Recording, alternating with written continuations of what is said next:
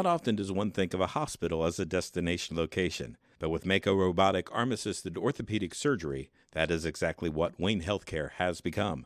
Mako robotic arm-assisted surgical technology has proven successful patient outcomes, increased accuracy, and precision. With this technology, Wayne Healthcare is committed to being the first choice destination for orthopedic surgery in the region. To learn more, visit waynehealthcare.org/robotics.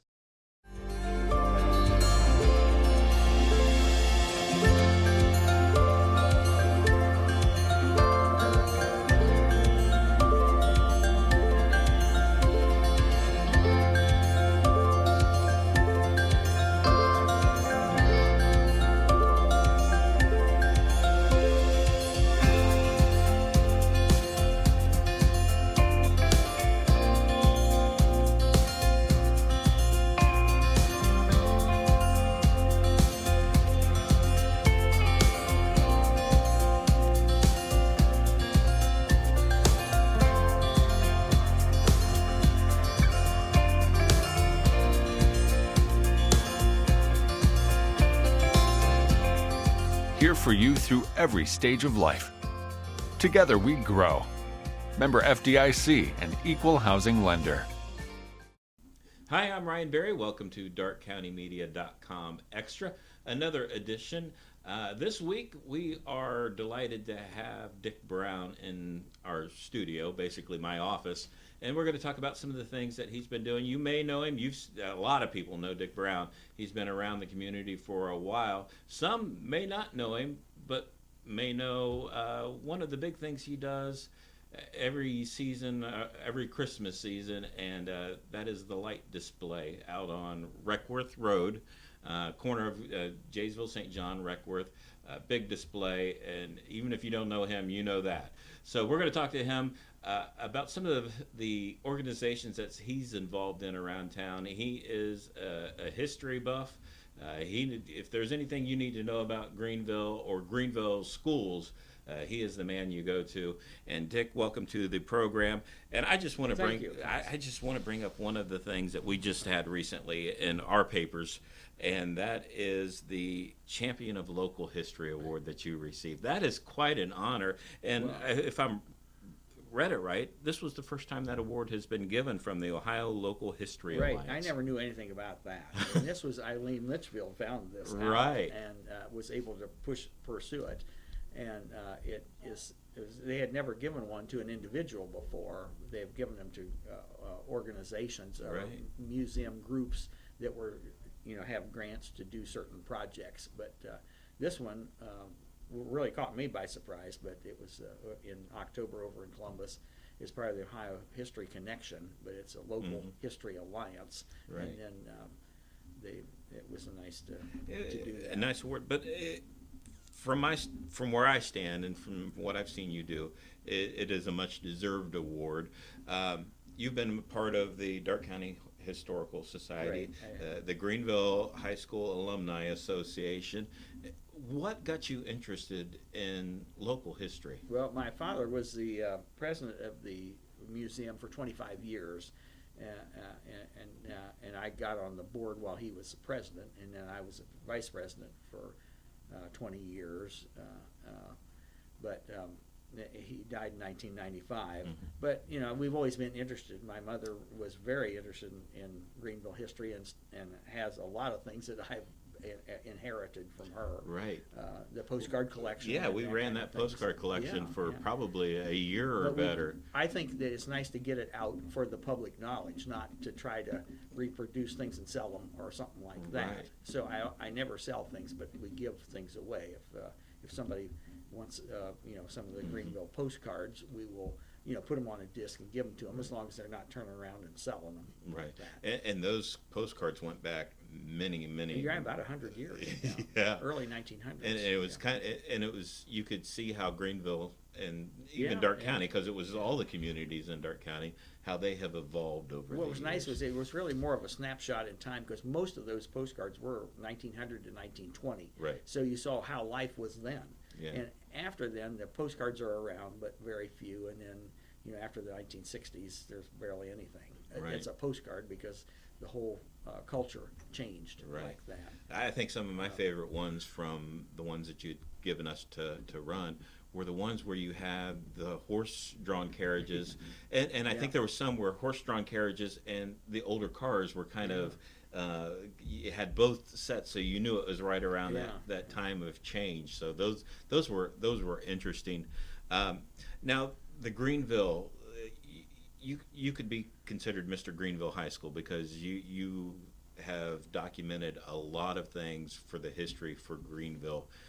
You go way back through almost the beginning of the school to present day and documenting the history of Greenville High School. I graduated from Greenville. I was born here in 1946 and graduated in '64. And then, other than after I graduated from Miami University in '68, I went to Connecticut and worked for a while. But after that, other than that, I've always lived in Greenville. Right. And I've just always been interested in the school, and I still am. But more we got interested, I think, probably when our girls were born, 1984 and '86. Before that, I used to put 2 strands of Christmas lights out. But after that, it's gone overboard the other direction. But I remember I owned a sporting goods store back in the '70s, '80s, McVeigh's in Greenville, and we did a silkscreen operation that I put in our house, and it had a lot of extra energy brought in by the electricians so that we could run a conveyor belt dryer and photography camera, big camera. Right. And so we had all this, and I thought, well, in the Christmas season, I could just put a lot more lights up. I wouldn't have been able to do this. Couldn't have done it if you hadn't have the extra energy there. You wouldn't have, most houses wouldn't have enough to put 10,000 lights up just on their own plugs. So then when we built our house in the early '90s, we put pits along the driveway and across the front so that we could plug into that, and I still use those today, but it's able to spread the light display out quite a bit. We're not able to get all of it in a picture other than drone views. And it's nice that those have come along. Yeah, it is. We've done drone views. Yeah, and I've seen some of those, and I think we ran them. I remember the first time the Early Bird ran that, there were people coming from all Preble County, Miami County, Mercer County that didn't know about it, but they saw it on there and were interested in just seeing it. On the Early Bird's website, I will say that it is still one of the most viewed stories that we've ever had. It's been one of the most shared, one of the most viewed stories that we've ever had. That's why I kind of want to get into that. You started this, you said, in the early '90s, and it's still grown. Well, in the early '90s was when we moved into the house, and we started the lights right away. So it's like this is our 27th year of doing it at the house. Wow! But that's also the time period when our girls were starting to grow up that we got involved in other things that led into, they did gymnastics and cheerleading, volleyball, things like that, that I ended up making scrapbooks for the kids that were involved in this and giving them to them from the Dark County YMCA to the Rainbow Gymnastics Troy, and then our one girl went to Cincinnati Gymnastics for 2.5 years, and we made up very nice little scrapbooks for the kids to keep. But it was like all the kids, give their favorite this and that and whatever. But it was a neat thing to keep. And then I sort of carried that on into when they were in high school, and then doing the pictures. What was a big plus was when the pictures went to the digital format, which was like the late '90s, and then you could make copies of pictures easily. Before you'd have to go through a whole roll. I remember doing that for volleyball. You take a picture of everybody. If one didn't turn out, you'd have to take a whole another roll of pictures to get one person. Yeah. But with the digital, you can move the pictures around and print copies off yourself. Pictures that you take. And we were talking before we turned on the camera. We were talking about. Really, when this got started was with the National Honor Society, and just the kids and parents were not getting the pictures. I remember, of course, I have all the the high school yearbooks dating back to 1911 was the first one, and the National Honor Society started in 1934 as a Greenville chapter. But we found that there were like 7 yearbooks that did not even have a picture of the group in there in the yearbook, which I can't imagine how they could have ever let that slide through and not put that group picture in. But so when our girls were in high school, we decided to start making I volunteered to take the picture of the group and of the individuals, but then we'd give pictures of the groups to everybody there. So I'll print out 100 copies and give them out to each of the kids, and then whenever the ceremony comes up, we do it for the National Honor Society and for the Technical Honor Society. Then that way everybody has their own pictures. And nowadays you not only do it for those, but you do it for homecoming, prom. Right. The prom, we were making up 300 discs of everybody who went to the prom could have a disc, and they would have everybody's picture on the disc. I mean, and these are at 25 cents a piece is not a very expensive thing to do something that could last a lifetime. Right. You know. And as you were saying earlier, as we were talking, some of these kids, this may be their only photos from their high school years. From their high school years. Yeah. And when we were talking, the athletes, no problem. We've got Galen Blosser over in the other room. He's got that pretty much covered.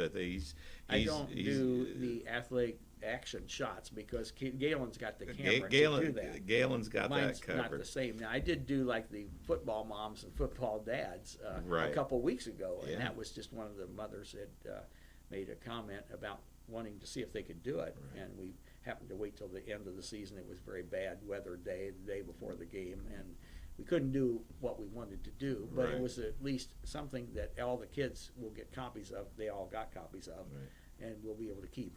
You know. The Greenville Alumni Association. You guys do an event in, I think it's May. It's May. The open house. The open house. We've had 11 of them, and I make up these trifold boards of all the classes and the activities, sports, and music, anything, and we'll have them on about 300 boards, and then we take them to the high school cafeteria and put them on the tables, and everybody can come out for free and just walk through. It's cookies and punch we have there, and it's on a Sunday afternoon. We used to do it on Monday night, but the last couple of years we've done Sunday. I think it's a better. People have less going on, and won't forget it quite as easily. How many of these trifolds have you made up? Well, there's about 300 of the for Greenville High School and the old school. I mean, even before, they had yearbooks. We got pictures of things that we put onto boards. Scanned copies and pictures, not original pictures. And a lot of pictures from the yearbooks that were in there. So. That's a lot of history. It's nice to keep. I don't know how we're going to do it in the future. We'd like to have a room to keep the alumni stuff in. The organization started about 20 years ago, and I've been the head of it for about 10 years. And but we'd like to have a place to store things. But if you don't have it in a secured place, then it might not last. And if you have it too sealed away in a school that you can't get in to see it, then nobody has the benefit of seeing what's there. Like if we have a lot of old football programs or things like that, you don't want them to disappear. You want to try to keep them. So. How long did it take you to track down all these yearbooks? Well, my mother had all of them, basically. She did. And I just basically took over her collection. And the ironic thing is she didn't even graduate from Greenville. But she went to school here, and then her parents moved around, and she ended up in Cincinnati, Wyoming High School, and that's where she graduated from. So between your parents, you really didn't have much of a choice but catching the history bug, did you? But I remember her saying that she never wanted to live anywhere else except for Greenville. That's awesome. That was the place she wanted to be, and she lived here till the end. Do you feel the same way? Oh, well, yeah. I don't have any ideas of moving on at this point in time. But one of the neat things we did, and it wasn't me, it was when Mother was still alive, and she died in 2014 when she was 98. And Kathleen Floyd and her would reminisce about old Greenville. And we did this on Channel 5. Oh, and wow. Tim Robertson came out and set up the camera, and we would do these, and I'd put a couple comments in if I had them, but they knew a lot more history than I did. Right. And I mean, been around through lots of earlier decades. Right. And that was a fun thing, and I know a lot of people watched that and were curious about the history that came out of that. I don't even know a lot of the things they were talking about, but it was good. Well, we touched on it a little bit, but coming up here soon is the light display. How long does it take you to set this thing up? Well, it's usually close to a month, but I've got a lot of it up right now, but I can't do it this week because it's a lot of snow on the ground, snow on the ground and cold. So the problem is getting the stakes in the ground. It's going to be even a problem next week. But I've got probably half of it or more than half done now, ready to go. And we'll turn it on usually after Thanksgiving. Maybe we aren't always around here on Thanksgiving weekend because of family things that we do. And this year it's a week shorter because of Thanksgiving being late. So it's going to be the 1st of December till we get doing that. Right. We got started giving away candy canes for people that will come inside to get them, and so that really has taken off to where we were giving 1,000 candy canes a year away just to people that came in the house. And then a couple of years ago, I thought, well, I'll just give them to cars that go through the driveway. Right. And last year we had 5,000 I gave away in the driveway candy canes. These are the full-size candy canes. Yeah. And then we had 5,000 more that we gave away to people that came in the house. So it was about 10,000. And I mean, did you ever think it would end up like that? No, we couldn't guess that. You couldn't ever guess that was going to happen. And my office at home is full of candy canes right now in boxes. Because we've had to go out and order some, and we pick them up at Walmart and Myers and groceries, and whenever we see them. So we got a good many stocked ahead right now. So for me growing up, it was Ludlow Falls. For anybody in the Greenville area now, it's Dick Brown's house. Well, I do remember a Boy Scout group that said that 25 years ago, about they took them to Ludlow Falls, and by then it was not as great as it used to be. When I was a kid, we always went there. Oh, absolutely. It was terrific. And there's there's others that are doing it as far as Union City now with their light display. Oh, and they have a lot more lights. I've never been there. And for St. Clair and Eaton, they have a lot more than me. I mean, but ours is just one person doing all the work. That's right. Which makes it even more spectacular, and still just you've become a tradition here in Greenville, so can't get away from it. No, you can't. So, Dick, thanks for joining us, and we're out of time, and it has been a pleasure sitting down and talking to Dick Brown. If you need to know anything about Greenville High School, this is the man to turn to, or even a lot of the other history around Darke County. And obviously that award that we talked about earlier, the Champion of Local History, I believe, and obviously others believe, is well deserved. So again, thank you. Until next week, have a great week. Where do you go for treatment of minor cuts and burns, fever, cough, rashes, eye, ear, and general infections, and much more, but you don't have an appointment? Visit Wayne Healthcare's Walk-In Care, Monday through Friday, 8 a.m. to 4:30 p.m. Wayne Healthcare's Walk-In Care Center is located at 828 Central Avenue in Greenville. Again, they are open Monday through Friday, 8 a.m. to 4:30 p.m. Remember, no appointment is necessary.